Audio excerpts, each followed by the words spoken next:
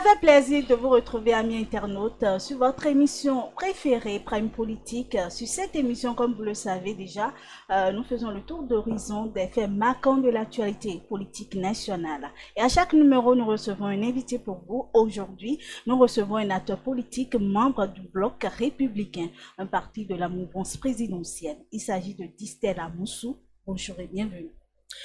Bonjour madame, bonjour amis internautes. Comment allez-vous? Moi je vais très bien.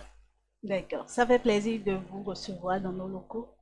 C'est un devoir pour moi. D'accord. Sur cette émission, nous discutons de plusieurs sujets. Nous allons démarrer par la cinquième mandature qui a été installée. Mais avant cela, comment expliquez-vous déjà la guerre observée sur les réseaux sociaux entre les deux formations politiques de la mouvance durant la période post-électorale, juste après la proclamation des résultats? Merci madame. En évoquant la cinquième mandature, vous parlez certainement des élections communales. Oui. Et vous parlez de guerre entre les deux formations soutenant Les actions, l'action du président Patrice Talon. bien sûr. Nous voici du même père, de la même mère, nous voici dans une fratrie, nous voici à la maison et quelqu'un a perdu une pièce d'argent.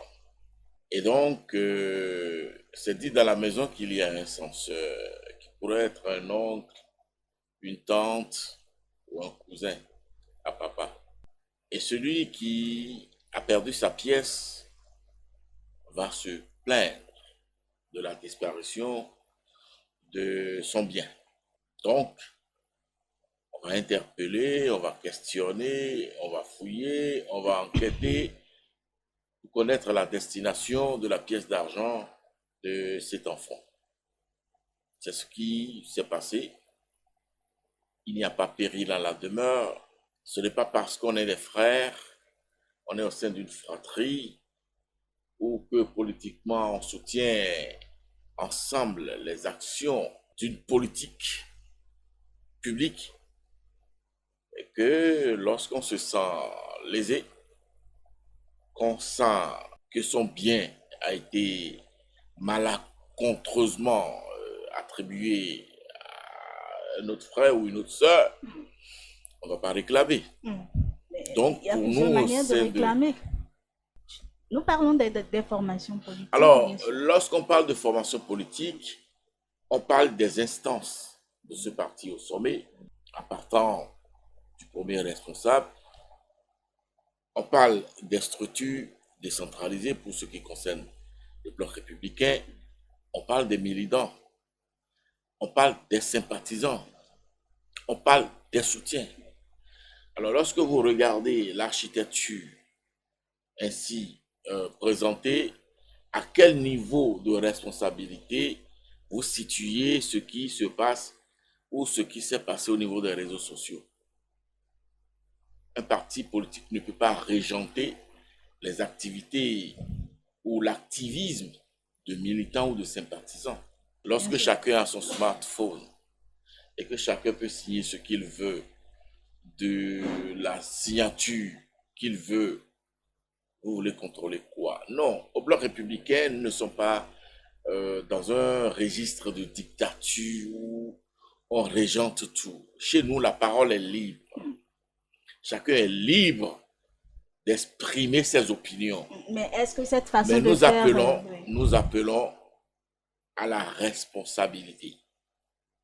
Vous êtes libre d'avoir vos postures publiques. Vous êtes libre d'écrire ce que vous voulez. Mais le parti convoque la responsabilité individuelle. À partir de ce moment-là, dès lors que ça n'est pas les responsables du parti, ça n'est pas notamment la cellule de communication du parti, ça n'est pas un responsable de la communication du parti. Écoutez, le parti ne vit pas sur les réseaux sociaux. Le parti vit avec les communautés.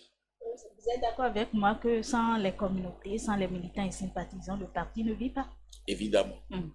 Est-ce que le parti ne devrait pas recadrer tout ça? Est-ce que le fait de mettre tout ça sur les réseaux sociaux ne porte pas atteinte par hasard à la stabilité de ce parti-là? Mettre quoi sur les réseaux sociaux? Est-ce que c'est le parti ou les militants du parti qui ont fait des retransmissions en direct des audiences au cours desquelles on a vu des pères de famille contraints de faire la lecture ou la dictée en public, pendant que notre constitution refuse l'humiliation de la personne publique. Est-ce que c'est les militants du parti qui ont donné de la matière sur les réseaux sociaux? Non. Oui, nous sommes dans une démocratie. Oui, les instances, les juridictions veulent jouer leur rôle avec beaucoup de clarté. Oui, mais c'est le revers. C'est le revers. Donc, rien n'est imputable au Bloc républicain dans, dans tout ce que nous avons vu là. Oui, que cela vous dérange, je suis d'accord parce que vous êtes une dame. Et les dames n'aiment pas ces genres de comportements. Les dames estiment que le linge sale se lave en famille. Je suis d'accord avec vous, mais il se trouve que en politique, il faut dire aussi certaines choses en public et faire certaines choses en public. D'accord. Nous ne sommes pas à l'église. Alors, on va poursuivre l'émission à la mairie de Cotonou. C'est Luc Nyankadia qui s'installe. Je veux parler de la 5e mandature. Quelles sont vos premières analyses sur ce profil? Alors, vous demandez à un Luc, je suis Luc, de décrypter le profil d'un Luc qui est venu remplacer un autre Luc. Alors, le troisième Luc va simplement dire que le premier Luc a deux statuts. Il a le statut d'homme politique et il a le statut d'homme de cœur. Le Luc qui est venu le remplacer a un profil pointu, un technicien, un fidèle qui connaît bien la paroisse, parce qu'en parlant de la décentralisation dans notre pays, il a été l'un des acteurs majeurs, concepteur, j'allais dire. Et lorsqu'on parle du transfert de compétences, il a été l'un des premiers maillons. Le premier d'ailleurs a commencé par léguer aux communes ses cadres, alors qu'il était ministre de l'Environnement à l'époque. Donc il connaît le sujet. Il a un profil pointu. Il reste que lorsqu'on a cette veste, il n'est pas facile de venir marcher sur les pas d'un Luc Atropo, densément politique, caritatif, qui administre une fondation qui regarde le social autrement. Donc, l'un dans l'autre, les Cotonois seront un peu plus exigeants par rapport à Luc Nyankadia. Mais il n'est pas arrivé pour ça. Il est arrivé pour faire ce qui doit être, ou devra, pour que la ville de Cotonou continue de rayonner, n'est-ce pas, et continue de s'inscrire aux normes et aux standards qui vont la propulser à la tête, n'est-ce pas, des plus belles villes du monde. Et lorsqu'on est arrivé pour ça, est-ce qu'on a forcément les moyens de distribuer des moustiquaires, des casques, des vivres à chaque fin d'année? Est-ce qu'on a forcément les moyens d'organiser des festivals, de soutenir des artistes, des clubs de sportifs, des sportifs, ou d'être au chevet des plus débutés, de cœur à cœur? Alors donc, Luc Nyankadia trouvera certainement les ressources, les stratégies, les accompagnements nécessaires pour tant soit peu combler, n'est-ce pas, ce qui pourrait apparaître comme gap dans son management politique et social. D'accord. Selon vous, est-ce un choix ou un positionnement stratégique? Pour le pays, oui. Pour la ville, beaucoup plus oui. On est heureux lorsqu'on a affaire à un acteur qui maîtrise son sujet. Et en matière d'environnement, en matière de paysage, en matière de notre cadre de vie, Luc Nyankadia est un acteur de premier rang. connaît la matière et il a la science pour la matière. Et donc, ce choix opéré par l'Union progressiste de renouveau est un choix stratégique majeur. C'est un choix de qualité et de bonne qualité. Quels sont selon vous les véritables défis qui attendent le nouveau maire?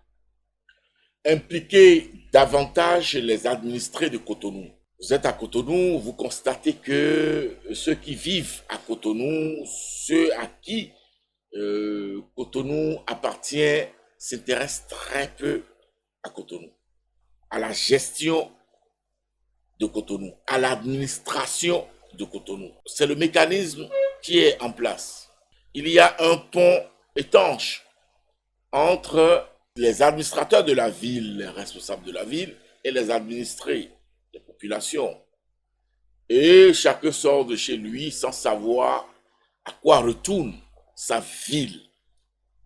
Ailleurs, ça ne se passe pas comme ça. Moi, j'ai eu la chance de vivre à Rueil-Malmaison. Je me rappelle, Jacques Baumel, maire à l'époque, pouvait passer de maison en maison, pouvait, n'est-ce pas, envoyer de courriers personnalisés à des foyers, dans des maisons, à des personnes pour les intéresser aux activités de la ville. Et chaque administré avait sa boîte à lettres dans la mairie. C'est dire que les administrés savent lorsque on doit cotiser pour soutenir l'équipe municipale, savent lorsque un groupe théâtral doit venir d'une autre ville pour venir prester dans notre ville. Et donc, il y a une sorte de redevabilité et d'interactivité entre le maire, instance, le conseil communal et les administrés. Je crois que ce soit à Cotonou, à Porto Novo, à Paracous, bref, dans les villes à statut particulier, on va commencer certainement par initier cette forme de management, de gestion de nos villes pour recueillir l'assentiment des populations, des communautés. Parce que le législateur a prévu l'obligation de compte rendu public. Elle a imposé aux gestionnaires de nos mairies, aux conseils communaux, mais ça passe inaperçu. Les populations ne s'intéressent pas à ça. Alors que c'est en s'intéressant à cela que vous apportez votre contribution du point de vue des idées. Regardez les projets, les propositions, où en faire, et faire une sorte de suivi-évaluation entre les deux sessions. Mais lorsque vous ne le faites pas, vous attendiez pour 4 ans ou 5 ans, je ne sais plus, mais là, si vous attendez 7 années pour venir critiquer ou apporter des justificatifs, non, c'est que vous avez été absent. C'est au jour le jour qu'on regarde ce que fait le conseil municipal. C'est au jour le jour qu'on regarde, n'est-ce pas, ce que fait le secrétariat exécutif. C'est au jour le jour qu'on regarde ce que fait le maire. Mais si vous restez à la touche, si vous vivez comme des locataires dans votre ville, je ne sais pas à qui vous allez vous en prendre demain. Vous ne serez pas fondé à faire de bonnes analyses et à faire de bons constats ou de belles constatations. Et vous ne serez pas audible parce que vous n'aviez pas été là. D'accord. Revenons sur les défis. Alors, cela fait partie des défis. L'implication des communautés à la gestion de la ville, de la municipalité. N'est-ce pas? Le rôle incombe justement à qui? À l'État? Au conseil communal, à la mairie, au management du maire. À partir de ce moment-là, les acteurs doivent savoir que lorsqu'on demande la libération des espaces publics, ce n'est pas pour empêcher Baïnon de vendre du pain ou Ayabanon de vendre du yabobo pour nourrir sa famille. Mais c'est pour permettre à la ville de respirer. Vous allez me demander où est-ce que Baïnon et Marino iront vendre. Il y a les marchés qui sont construits. Oui, tu veux rester chez toi pour vendre. Il y a un registre approprié. Il y a une forme, n'est-ce pas, de boutique qu'il faut faire. Et rester à l'intérieur chez soi et vendre dehors. Ça se passe à l'ouvert.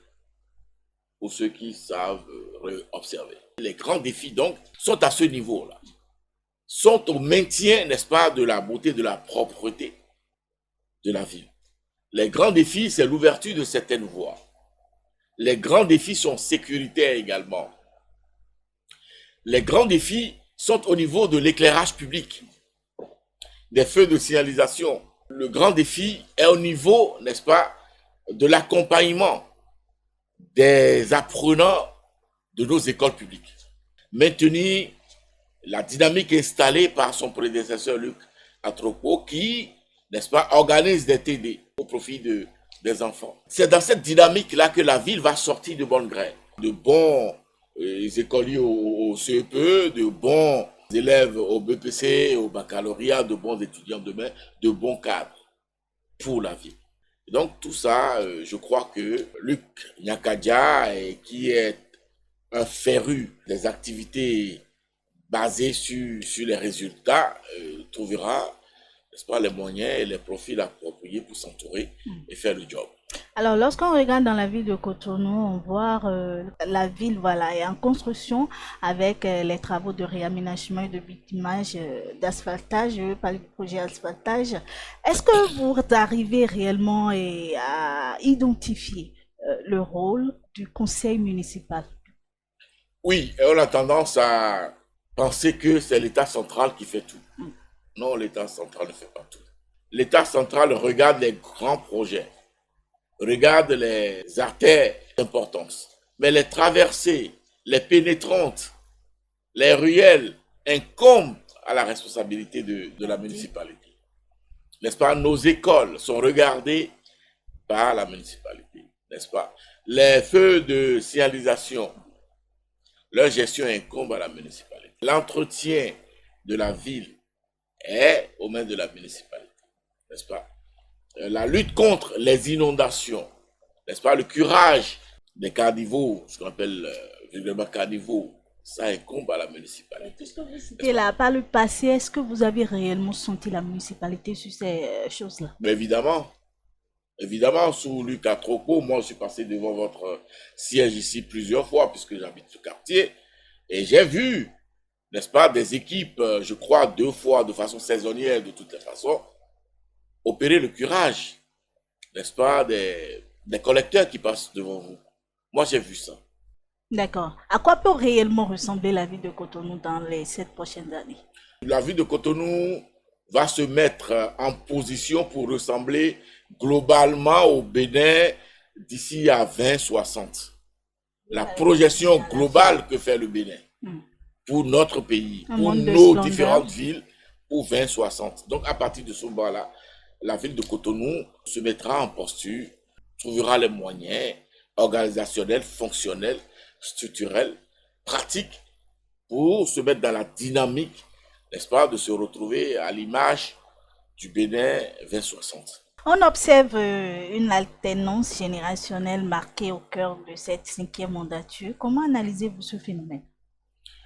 Évidemment que nos aînés prennent de l'âge et les plus jeunes montent en âge, montent en expérience. Et pour avoir observé, regardé, appris aux côtés des aînés, les partis politiques les ont positionnés, n'est-ce pas, sur les listes pendant les élections. Et donc, ils ont été brillamment élus. Et donc, on leur confie la responsabilité. Et vous observez que depuis 2016, à son arrivée, le président Patrice Talon a commencé par éprouver cette jeunesse. Lorsque vous observez son gouvernement, réaménagé un certain nombre de fois, si vous faites le calcul, n'est-ce pas, le ratio est très fort au profit de la jeunesse. En tout cas, c'est plus de 60% de jeunes dans son gouvernement. Lorsque vous prenez les agences qui sont créées, il n'y a que de jeunes. Et aujourd'hui, lorsque il s'est agi pour la mouvance de désigner un candidat, n'est-ce pas, pour poursuivre les réformes sous le président Patrice Talon, c'est M. Robin Douadagne. Vous connaissez son âge. Lorsque vous regardez le Parlement béninois, vous savez qui est le président aujourd'hui, Joseph Ifame Diogbenou. Vous connaissez son âge. Et donc, le président Patrice Talon est en train de faire la passerelle à la jeunesse dynamique, la jeunesse bien formée. Et je crois qu'il appartient à cette jeunesse-là, n'est-ce pas, de ne pas trahir cette confiance-là et de continuer à mériter davantage pour que demain, le management le pouvoir ou la gestion de Roméa Douadaï soit celle de toute la jeunesse béninoise. Alors pourquoi cette alternance générationnelle marche si bien et qu'à d'autres niveaux, ça ne fonctionne pas forcément? Vous parlez de quel niveau? Je veux parler du genre. Oui. Sur 117 communes? Oui. Oui, 4 maires, femmes. Oui, parce qu'on avait combien de femmes candidates? Ah, vous n'en avez pas? Parce qu'on avait combien de femmes déterminées au sein des partis politiques? Vous êtes un militant d'un parti politique. Oui. Et mon parti politique, c'est le parti des jeunes. C'est le Bloc républicain. C'est le parti des jeunes et des femmes. Si vous regardez le bureau de l'Assemblée nationale, il y a une seule présence féminine. Et cette présence féminine-là, c'est le fait du Bloc républicain. Madame Chantal Aïe. Mais là, on parle des conseils communaux. S'il vous plaît, c'est pour vous dire que le Bloc républicain est le parti qui a positionné plus de femmes et plus de jeunes. Et les 4 femmes élues maires sont uniquement de l'Union progressiste, le renouveau. Ce n'est pas parce que vous avez positionné des femmes que vous avez gagné. La belle preuve, l'Union progressiste de renouveau que vous citez n'a pas pu mettre une femme dans le bureau de l'Assemblée nationale, présidé par l'Union progressiste de renouveau. Puisque vous voulez stigmatiser, vous voulez dire que c'est UP qui fait mieux que UPR qui fait mieux que le BR, je vous donne un exemple que en hauteur, où le gain est plus convoité, où le prestige est élevé, le Bloc républicain a positionné une dame. Mais là, vous mettez en cause le militantisme des femmes au sein des formations politiques, même de la mouvance. Il y a beaucoup de facteurs. Vous savez, les femmes, c'est le rayonnement de la pudeur, de la candeur. Les femmes, parfois, trouvent qu'en politique, elles n'ont pas leur place. C'est pas aussi la faute des Mais c'est un théâtre de coups. Il faut savoir en donner et recevoir. Et il y a beaucoup de femmes qui ne sont pas prêtes à aller dans ce mécanisme. C'est pour vous dire que, d'abord, il faut saluer le gouvernement du président Patrice Talon qui a commencé par maintenir les filles dans le lien de la scolarité à travers, n'est-ce pas, le programme des cantines scolaires. Quand vous regardez les taux, les filles béninoises vont moins à l'école que les hommes. Ce n'est pas nouveau. C'est maintenant que le gouvernement a commencé, n'est-ce pas, par renverser la tendance. Et c'est le président Patrice Talon qui a fait voter des lois au profit de la femme. Et aujourd'hui, on a un poste de député pour femmes. On vous fait tout ça pour essayer de vous pousser. Et vous ne vous battez pas pour mériter. Vous ne vous battez pas pour prendre des places. Vous les accusez qui? Vous êtes nos mères, nos filles, nos épouses. Nous vous aimons tellement, mais faites un peu plus d'efforts. D'accord, c'est entendu. Ne venez pas quémander la pitié. Alors, quel regard portez-vous sur le taux de participation enregistré lors des élections communales et municipales de 2026? C'est un très bon taux. Il reste à l'améliorer. Il reste à demander aux premiers votants, aux primo-votants, comme on le dit, parce que le mécanisme est désormais numérisé. Et systématiquement, lorsque vous avez 18 ans, votre nom se retrouve sur la liste électorale. Alors, c'est là qu'à travers ma chronique hier, j'ai interpellé la responsabilité parentale dans le civisme. Oui, il faut éduquer l'homme qui est son fils. Il faut l'éduquer à travers, n'est-ce pas, un apprentissage à l'école, à l'université, mais il faut aussi l'éduquer au civisme. Il faut lui inculquer que sa voix compte dans les décisions de politique publique. Il faut lui inculquer que sa voix compte dans les décisions de la cité. Dès lors qu'il a 18 ans, il est capable, n'est-ce pas, d'opérer des choix politiques. Et donc, l'intéresser à la chose politique. Je ne demande pas de le régenter. Je ne demande pas de lui imposer des options ou des idéologies, mais d'en faire un citoyen, n'est-ce pas, capable d'influer la décision au niveau de la politique publique, à travers son vote, à travers le bulletin. C'est un travail de tout le monde, c'est un travail des partis politiques, c'est le travail des parents, d'où la responsabilité parentale, c'est le travail des enseignants, des universités, parce qu'aujourd'hui, les jeunes sont précoces et ont au bas âge le baccalauréat. Tu en auras qui l'ont à 17 ans, à 16 ans, et qui attendent.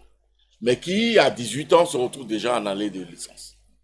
Et qui ne savent pas que aller voter est une nécessité républicaine.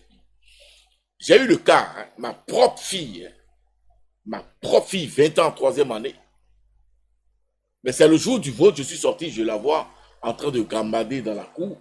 Je dis, mais Kislon, tu vas pas voter? Elle me fait, ah oui, en effet, j'ai 20 ans. Troisième année d'université.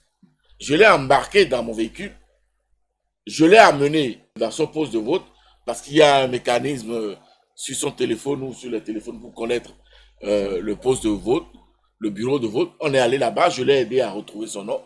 Elle-même elle a trouvé ses camarades, elle a fait la fonctionnalité. Et puis elle est allée voter. Ça veut dire quoi? Si je ne lui avais pas posé la question, ma fille serait chez moi dans ma cour et n'aurait pas voté. Des comme moi, il y en a beaucoup. Tout, il faudra interpeller donc la responsabilité des parents pour qu'ils commencent par parler à leurs enfants. Pour dire que c'est en votant que vous vous impliquez dans la gestion de la cité. Alors, les élections présidentielles, nous allons boucler par là, approchent à grands pas. Pour beaucoup, ces élections s'annoncent comme un aléa dicta et l'adversaire est trop faible pour une compétition digne du nom. Quelle est votre réponse à ces allégations? Vous connaissez l'histoire biblique de David et de Goliath. L'un était pressenti très fort, plus fort que l'autre, et pourtant c'est le plus faible qui a gagné. Cela voudra dire Que aucun adversaire n'est assez faible ou suffisamment faible pour ne pas interpeller l'attention, la rigueur, l'organisation d'un adversaire aussi coriace qu'il soit. Et donc, de toutes les façons, nous nous organisons à gagner ces élections-là dans la règle de l'art et nous respectons notre adversaire et nous savons qu'il peut avoir des contingences, il peut avoir des narratifs, il peut avoir des discours qui risqueraient de nous créer des problèmes sur le terrain. À partir de ce moment-là, nous ne dormons pas sur nos lauriers. quels sont les principaux défis et enjeux majeurs de cette présidentielle à venir? On a commencé par le dire, le taux de participation, inverser donc la tendance, en tout cas corriger le gap et, n'est-ce pas, impliquer la jeunesse à cette gouvernance future. Je l'ai dit sur d'autres plateaux, le challenge n'est pas celui de Robert Ouadani, le challenge est celui de toute la jeunesse béninoise, qui doit montrer à Patrice Talon, montrer à nos aînés que oui, vous avez eu raison de nous faire confiance depuis 2016. Parlons justement de cette présidentielle et de ce taux de participation. Que fait le Bloc républicain pour améliorer la donne? Écoutez, c'est un parti dynamique en nette progression. Si vous regardez nos chiffres comparativement à 2023, c'est plus de 58% de progression dans toutes les circonscriptions électorales. C'est le seul parti qui a élu un député dans toutes les 24 circonscriptions électorales. Et c'est un parti donc qui est en progression. Et je vous l'ai dit, c'est un parti de jeunes, c'est un parti de femmes. Nous allons maintenir la dynamique. Qu'est-ce que le parti fait sur le terrain? Écoutez, nous avons nos structures de base qui continuent de travailler. Nous, après les élections, on n'a pas arrangé le tablier parce que nous connaissons l'échéance présidentielle et donc nous avons maintenu nos structures à la base qui continuent de travailler, n'est-ce pas, qui continuent de faire la remobilisation et nous remontent, n'est-ce pas, les informations. Et je crois que cela augure de très bonnes prestations, de très bons résultats pour ce qui concerne le République. Alors, votre message à l'endroit du peuple béninois et à l'endroit de l'ensemble des acteurs politiques, ce Donc, sera également votre mot de vie. je voudrais simplement dire à la jeunesse surtout, je voudrais m'intéresser à la jeunesse et dire que si vous avez 18 ans, la première des choses à faire, c'est de vérifier l'effectivité de votre présence sur la liste électorale. Si vous êtes sur la liste électorale, sachez qu'il devient un devoir, une nécessité régalienne pour vous d'aller voter. C'est en votant que vous vous imposez dans la décision de la politique publique. Sinon, les autres vont le faire à votre place. Et vous serez obligé de subir. Je sais que vous êtes jeune, vous n'êtes pas là pour subir, mais vous êtes là pour participer à gérer. Je vous fais confiance. Tout le monde donc au vote. D'accord. Merci beaucoup. C'est bon. Et merci d'avoir répondu à nos questions. C'est un devoir. Amis internautes, ce sera tout pour votre numéro de Prime Politique de ce jour. Merci de nous avoir suivis et à très bientôt.